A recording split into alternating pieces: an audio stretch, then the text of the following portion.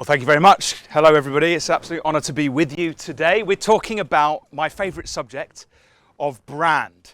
So we've been hearing some fantastic talks in the summit from amazing experts in tactical delivery of marketing. And my bit of work kind of starts a bit before then in the strategic approach, because I believe that brand should be owned by all parts of an organization, not just marketing. I know traditionally it's kind of been given a marketing bent, but I'm here to champion a wider kind of approach. I define brand as the meaning that we attach to an audience, to a company or its product or its offering, right? It's the meaning that people attach to you. So brand really is in the eyes of the beholder, the perception. A lot of people say, you know, if you were to ask the average person what's a brand, they might say a logo and some fonts. I don't think that's the case at all. I think the logo and the fonts are part of it, but a small part of actually a much wider kind of definition. So this is my definition: the meaning people attach to your offering, and branding, which is the game all of us should be in, is the management of that meaning. All right. So marketing, a key part, obviously, of that. And obviously that's what we're here at the Digital Summit really to focus on. But the truth is that, does this work? Laser. There we are, laser. So the truth is that the brand you see sits at the heart of the business. It runs through the culture and the employee experience and the hiring processes, the HR, the people team, and all the great work they do. It runs through the product and the services that the business actually offers out there. And the offering. It runs through the customer experience and all the touch points the customer goes through. And finally, it ends up, I would say, at the end, which is your marketing and communications. And the brand runs all the way through that. And if we do our jobs correctly as brand builders, it comes out to the audience and they create meaning in their mind. And ultimately, they decide whether, hopefully, to buy from us or not. So the issue that we've got, of course, is that we are living in a time-poor society. People have got less time, but the other issue that they've got is they've got more choice. And so what happens is when faced with exponential choice, how do we filter out all of the noise? It's a nightmare for consumers. Particularly, we've heard a lot in the conference about the rise of AI.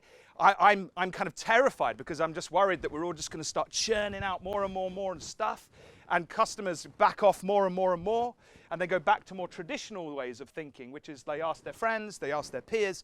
We really have to do the work on the actual customer experiences that we're delivering. The actual value that we're bringing to the market is going to become more and more important. And so it's helpful. I'm not a psychologist, right? But it's helpful to know kind of how the human brain works.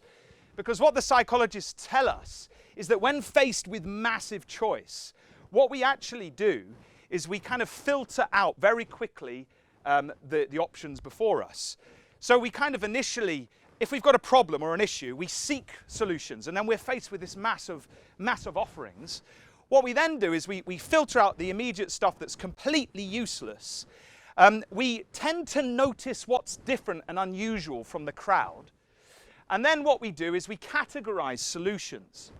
And usually, as I say, it depends how we do it, but it depends what sector or industry you're in, but often influenced by multiple factors, mainly usually what our peers are recommending to us, word of mouth, Trustpilot reviews, Amazon reviews, whatever it might be.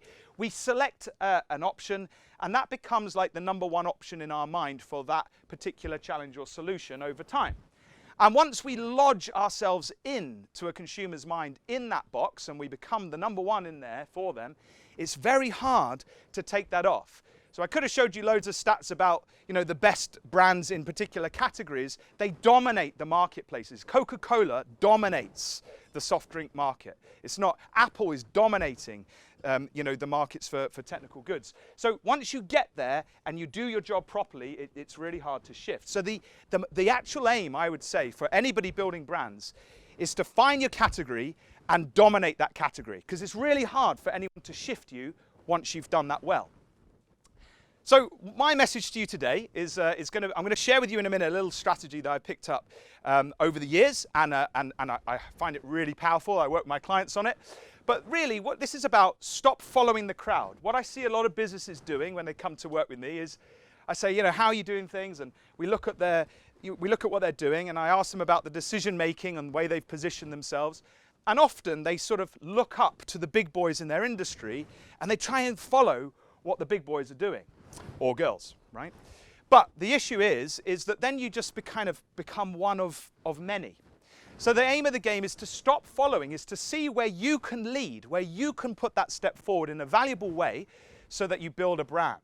And so my mantra is, look, don't just be good. You've got to be good. The bar for good is very low.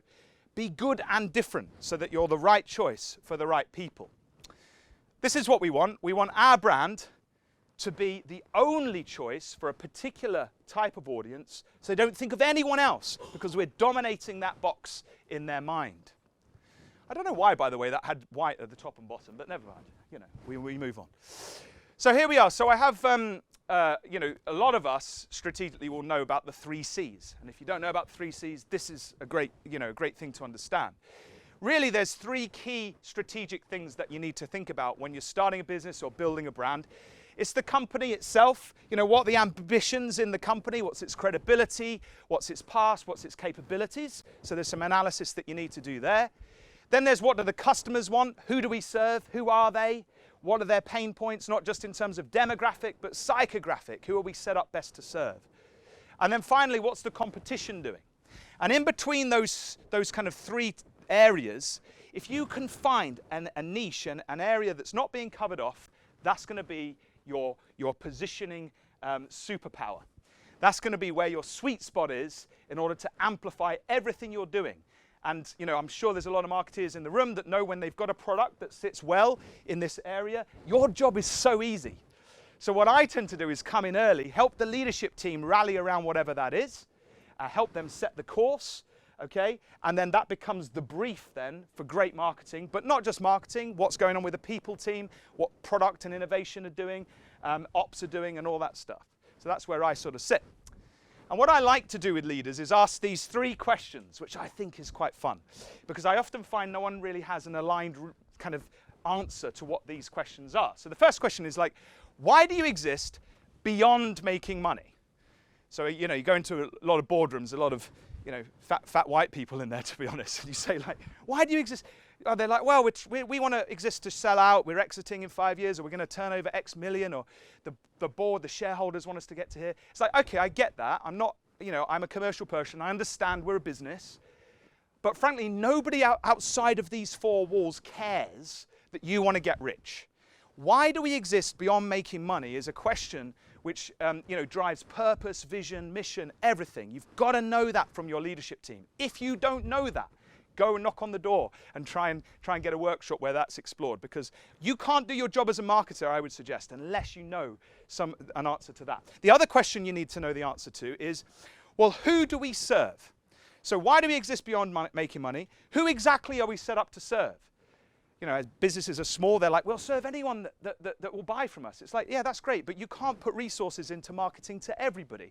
So we have to kind of niche a little bit. Who are those types of people? How can we orientate our service and experiences towards a particular type of person to add huge value? The other question is of course, well, how do we show up? So once we know who we're trying to help, how do we show up for them? And that then can drive down into all your marketing tactics, but also, tone of voice, brand identity, all that good stuff sits in there. And finally, what's our offer? What's our promise? What's our value proposition? What are we saying to these people?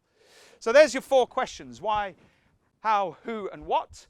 And the biggest question I would suggest that you can add and layer on top of all them is this question in the top left in the little circle: where are we different? Because remember, we've got to be different to be noticed. We've got to know where our superpower is so that we can leverage that and really kind of hammer it home. So you might be different. You might not be different in what you do. You might say, Matt, I'm working in a regulated industry like finance or medical sector or whatever. So there's lots of people that do what we do. Okay, great. So you can't differentiate on what you do. I get that. But maybe then you can differentiate in how you do it, or why you do it. Maybe you do it for a particular reason and you give to charity or whatever it might be. But find an angle of why you're different and make that a point of your marketing. Anyway, I waffle on. So what makes your brand different? Like really, really different. Because remember, to be noticed in the sea of sameness, you have to have an edge. You have to have something that you really stand for. Now, what would be the benefits of differentiating like that? I mean, there's tons. I won't go through loads.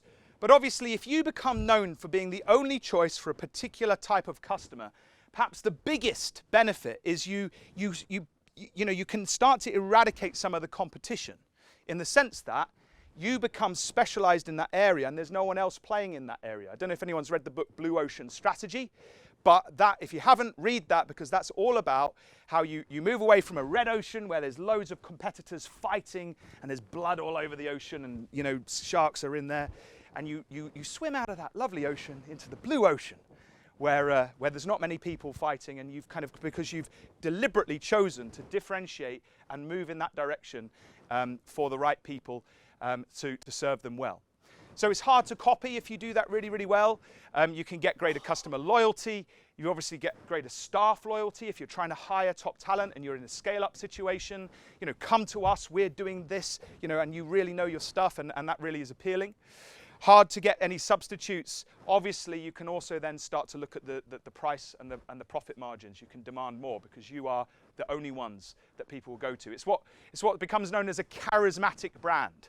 Like a brand that if they went away, like people would literally be crying. So there's some people in the room that will take the mickey out of me, but I love Apple. Like, I don't think I'd cry if Apple died, but I'd be close to tears, because we love those sorts of brands because they do things in a certain way that no one else can do.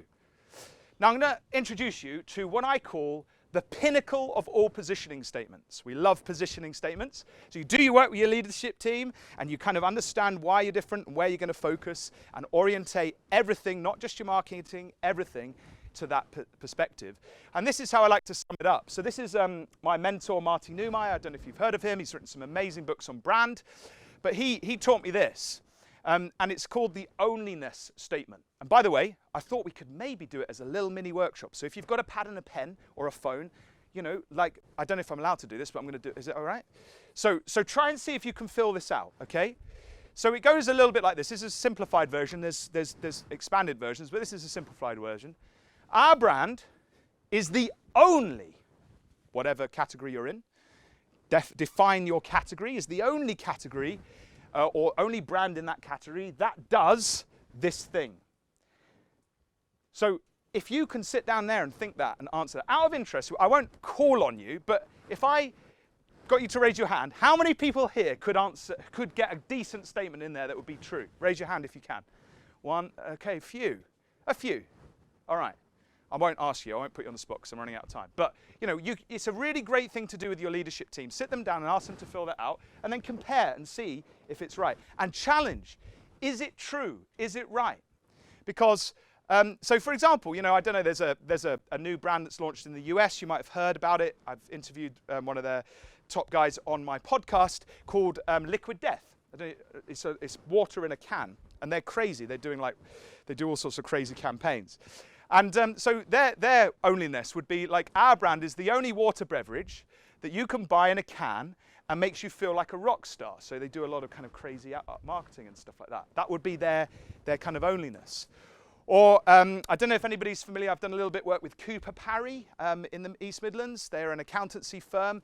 The rebels of accountancy, they do everything different than what they should. Check them out. But theirs might be, our brand is the only accounting service that embraces the radical entrepreneurial mindset. And so these are really easy ways you can sort of focus in on a point of differentiation that's true and authentic, that a leadership team can endorse, that would help you do your jobs, really, really well, because you can imagine out of those where you could go. These are some examples that I've seen. I don't know if anyone's seen this one, the Remarkable one. The little pads that you can get. I don't know if anyone's got those in the audience, but this is the only tablet that helps you focus. Why? Because you've not got a million things popping up. So that's their focal point. And there's loads others. There's loads of others that you can get. The only carbon neutral tea company was Pucker Tea for a while. I don't know if they can claim that anymore. But these are really kind of key ways of positioning. So, as I was going to do this, but I don't think I've got huge amounts of time. Yeah, 5. First step would be to brainstorm all the things that you think make you different. And the second thing to do would be to fill out your ONLYNESS statement. Our brand is the only blank that blanks. Do that. Message me afterwards on LinkedIn. I'd love to see what you can do. Now, what would happen, and it was interesting, I would say, would you say about 20% of the people in the room said they could authentically answer that? Would that be a fair assessment? Under, over? About 20. We're being generous, maybe 20. So if you're in the other 80% of people sat in the room thinking, yeah, we're not really that different, we don't really know where we're different, then I would suggest that you need to do some work in your businesses, because you've really got to have that edge, as I say, you've got to have that angle in order to hit high growth. So what I suggest is there's a really cool method called the assumption flip, which is quite fun, which is where you have, and I know some people have been in my workshops and we've done this, where you have all the typical things that you would expect from the type of business in your, type of business in your category. List them all out, like a wine shop, for example, right? Okay, I own a wine shop. I expect a wine shop to have floor-to-ceiling wine bottles. I expect it to be quite dark and dusty when I walk in, and somebody who's really nerdy come out, and maybe there's some classical music on or something. And look at all of the features and see what you can flip. See what you can change in that typical thing. What if you completely flip it? So instead of tons of wine bottles, maybe there's only 6 on the front desk, for example, and maybe it's more like Apple-esque. And maybe when you go in, rather than there's some nerdy person there, maybe there's an iPad around each one, and maybe the whole, you can really start to think through a different experience that would add huge value to a particular part of the market if you go to work on what makes you different. And so, as I say, have a look at your why, your how, your who, and your what. Ask, why are we different, or where are we different in these areas? And do that assumption flip, or do that ONLYNESS exercise to really find something that will ignite your marketing and take your brand to the next level. My kind of message to you is, and I think we take this for granted too much, is we take the brief from the leadership team and off we go. But we've got to manage the meaning. You've got to push back at them. We've got to try and get something of substance to market. And this is perhaps, hopefully I've shared this idea with you so that you can do that. So thank you so much. I hope that was all right. Am I in time? Look at that. I'm on Sarah's Good Books. I was just going to say before I sit down, a few things from me. Connect with me on LinkedIn. I love connecting with people on LinkedIn. I've got a 80-odd episode global podcast. I've written a book, and I also consult. So, if you need me, you know where I am. I want to say thanks so much. Keep managing your meaning, and I hope that was useful to you. Thank you.